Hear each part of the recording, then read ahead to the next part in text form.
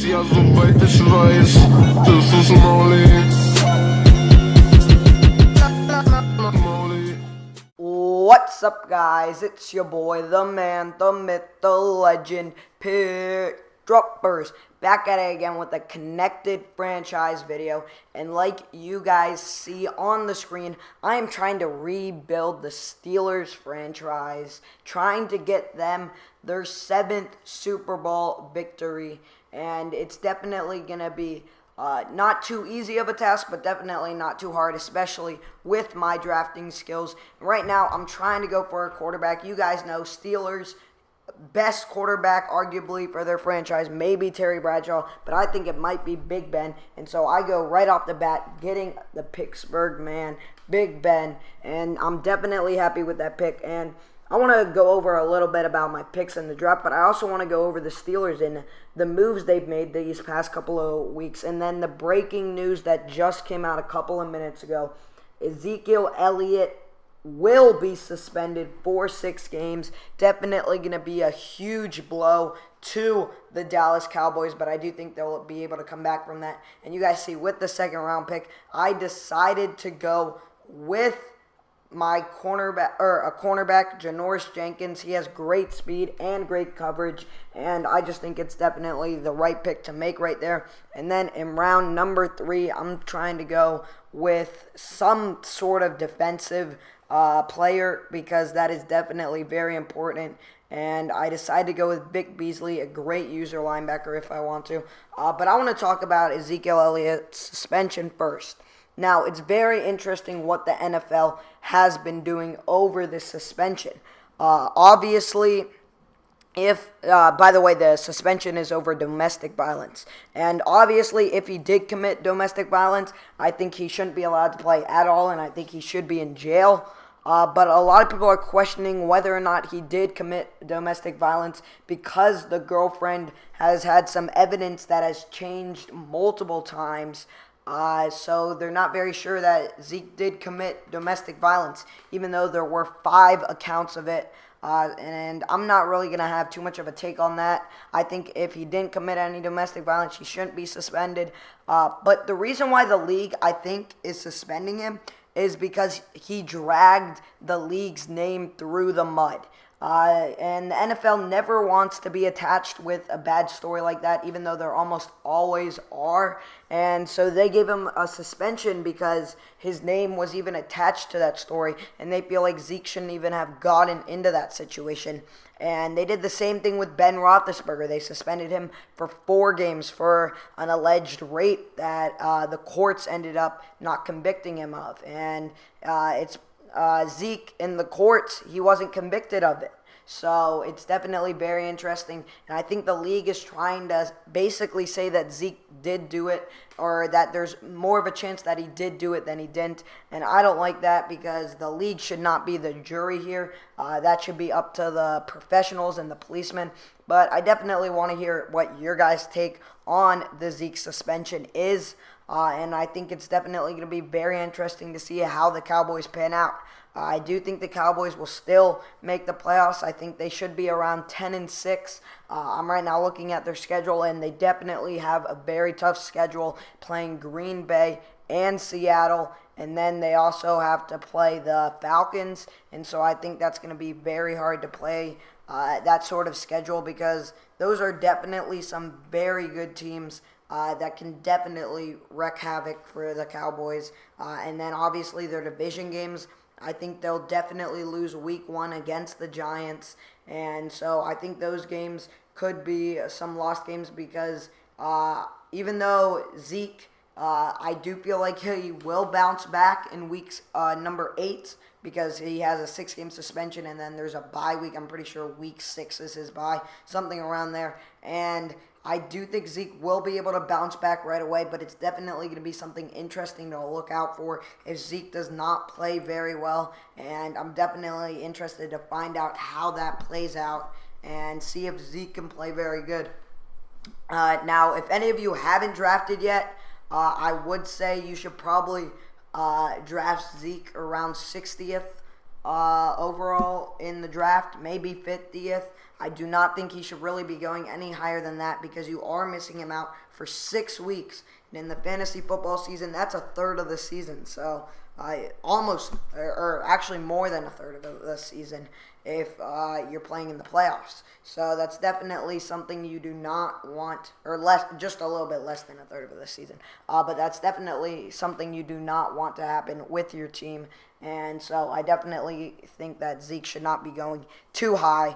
And it's definitely a bad situation for both parties, the NFL and Zeke, because the NFL does not look good here, and neither does Zeke. So it definitely sucks to see these situations happen. And I'm going to be interested to see if Zeke decides to bring this to court or something like that. That's going to be interesting because he might try and bring it to court. But other than that, I don't think there's really much that Zeke can do. And I'm just hoping for the suspension to get over with, for people to forget about it, because it's definitely a very ugly situation. But I also want to talk about the Steelers. They ended up signing Joe Hayden and decided to trade Sammy Coates to I'm not sure who they traded him to. I think it might have been the Browns, but I'm not positive, so don't quote me on that. But they also traded for J.J. Wilcox. They traded Tampa Bay and got a 7th-round pick, and they traded their 6th-round pick. They got the 6th-round pick from trading away Sammy Coates, and I'm pretty sure a 7th-round pick. Definitely a lot of interesting trading going on, and I definitely think that J.J. Wilcox definitely will play a big role. He was pretty good at Dallas, and I think the Steelers definitely need a second safety. I think they're lacking at strong safety, and at free safety, I think they're very good with Mike Mitchell. I definitely have faith in him, but I think at strong safety, they need a safety for sure. And then cornerback, they got Joe Hayden. Now, Joe Hayden is such a beast. He is just such a good player and such a good cornerback. At least that's what he used to be. So I'm hoping that he's able to do the same this year. Injuries and age have definitely not been too kind with him, but I'm pretty sure he's only 29. He might be 28. I'm not positive, but I think he's 29. So he hasn't even reached 30 yet, and even though he has had lots of injuries, I do feel like he will come back and have a great year. He's great at man coverage, and that's really what the Steelers need, because when you play New England, you're going to need to send blitzes. You're going to need to play man. If you just play zone, Tom Brady, as the greatest quarterback to ever play the game, he is going to be able to just pick apart that zone. Same as Bill Belichick, one of the greatest minds in NFL history. In my opinion, the greatest mind in NFL history, especially for coaches. And they're just going to dissect that defense and just pick it apart. And so having a man coverage cornerback or someone that specializes in man coverage is definitely nice. But it's going to be interesting because Joe Hayden's definitely not known for his speed. And their New England's best wide receiver is Brandon Cooks, who is known for his speed. So they might try and put Artie Burns on Cooks and then put Joe Hayden maybe on Amendola. I don't know what they're going to do with that. Or they might just stay in man a lot, but I definitely think that is not a good idea because they just eat apart man defense. And so I'm just hoping for the Steelers to be able to win a good amount of games, hopefully get home field, and they just need to beat the Patriots. That's really the only thing they need to do because they got to win a Super Bowl in Big Ben's last years. He's coming soon to retirement. I do think he'll play one more year after this year, and then I think he's going to call it quits. I definitely wish he was able to play longer, but I think the Steelers are going to need to try and stack up on a quarterback, try and get a very good quarterback. Mike Tomlin's still very young, still a great coach. Le'Veon Bell in his prime, Antonio Brown in his prime, Martavius Bryant, if he can stay smart and out of trouble, in his prime. Most of our O-line are in their primes at 26, 27. Almost all of our defenses in their primes. Besides, obviously, Joe Hayden, you got Ryan Shazier, Bud Dupree, so many quarterbacks, Artie Burns, just so many players that are in their primes because a lot of our old players we shipped out, like Lawrence Timmons, obviously, James Harrison's most likely going to be gone after this year, and he played a huge impact, but I think it might be his time to go because he is definitely getting up there in age. But I'm just very excited to see what happens, but I'm hoping that Big Ben stays for longer because he's just such a good quarterback, and I feel like he's so important to the Steelers' success. And I just think that the Steelers, if they do not have him, that they will not be able to win very many games this year. Or not this year, sorry, next year if they don't have him. And I just think it's going to be a bad situation if they do lose him. But another story that has been surfacing around the NFL is Vontaze Burfict. I mean, this is a much quieter story, but he has been getting into trouble as of late. And a lot of people I've seen are talking about how Vontaze Burfict should not be in the league anymore. And I kind of agree with them. Vontaze Burfict has had so many suspensions. He's had so many dirty plays. Now, obviously, as a Steelers fan, I am a little bit biased, but I just think he's been such a dirty player that he doesn't deserve to be in the NFL. And that's just my take on that very quick, quiet story. But definitely a bigger story is Colin Kaepernick and sitting out the national anthem, and a lot of people are joining him, and I'm happy to see that. I'm happy to see people join him, even though I don't really agree too much with sitting out the national anthem. The people that are getting mad at him just make absolutely no sense. He's sitting out of the national anthem, or he's sitting down during the national anthem, and he's not standing before the flag. And the flag is supposed to represent freedom, like freedom of speech. And even though obviously he's not speaking, he's doing what he wants, which is supposed to be what we take pride about in America, that you can do pretty much whatever you want, obviously, if it's not illegal. But you can pretty much do what you want.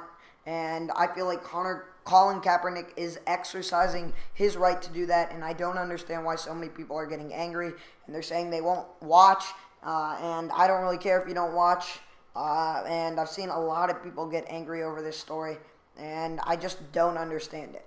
But the last thing I want to talk about is my predictions for the playoffs. This is my preseason predictions for the playoffs. I definitely will have another one right before the playoff starts. And so I want to start out with this. I do think that the Steelers, Patriots, Raiders, and Titans will win their divisions. I think Titans will definitely have a very good year. And not in that order. I think Patriots will be the 1 seed. Raiders will be the 2. Steelers will be the 3. And the Titans will be the 4 seed. And so I'm hoping that my prediction comes right for that. All those teams have been proven.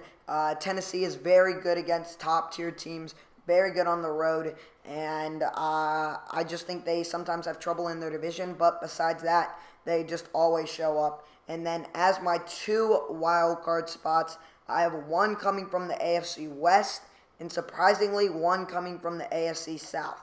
Now, I'm sure you guys are surprised because usually the AFC South only has one team coming to the playoffs, and that's usually a horrible team.